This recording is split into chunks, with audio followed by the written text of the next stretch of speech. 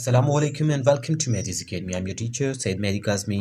आज जो हम फिज़िक्स के पोर्शन में से fundamental quantities and their SI units देखने वाले हैं, क्योंकि हर टेस्ट में चाहे वो जेपीएमसी की हो, जेएसएमयू की हो या लम्स की हो, इसके अलावा एनटीएस की हो और एसटीएस वालों की भी, तो सारी टेस्ट्स में हमें देखने को मिलता है सारे एग्जाम्स में कि ड्राइव्ड यूनिट्स या फिर फंडामेंटल यूनिट्स में से एसआई यूनिट्स पूछे जाते हैं और बेसिक क्वांटिटीज़ के बारे में और ड्राइव क्वांटिटीज़ और सप्लीमेंट्री क्वांटिटीज़ के बारे में पूछा जाता है। तो ये एक सेपरेट वीडियो है। इनमें से एक या दो क्वेश्चन तो हर टेस्ट में लेते हैं। जब जैसा कि हम पास पेपर्स को देखते हैं तो उसमें जो है मीन्स के हमें हमेशा इस टाइप के क्वेश्चन दिखाई देते हैं।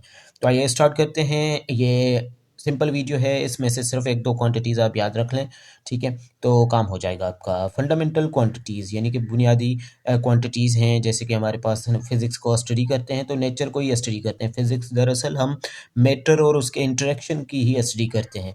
तो मैटर और एनर्जी के इंटरेक्शंस के की स्टडी में हमारे पास फिज़िकल क्वांटिटीज़, जो क्वांटिटीज़ हम नेचर में पढ़ते हैं उनमें से सबसे पहले है फंडामेंटल क्वांटिटीज़।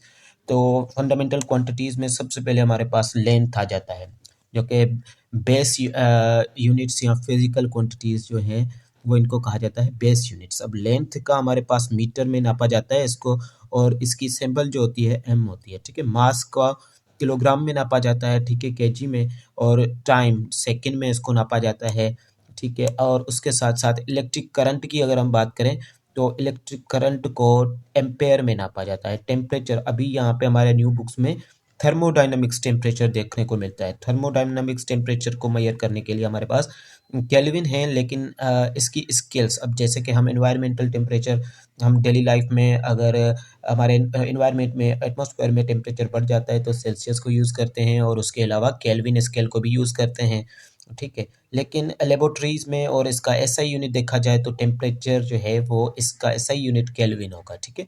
एसआई यूनिट इसका केल्विन होगा। अमाउंट ऑफ सब्सटेंस, जो कि हमारे पास इसका यूनिट जो है, अमाउंट ऑफ सब्सटेंस का यूनिट मोल है।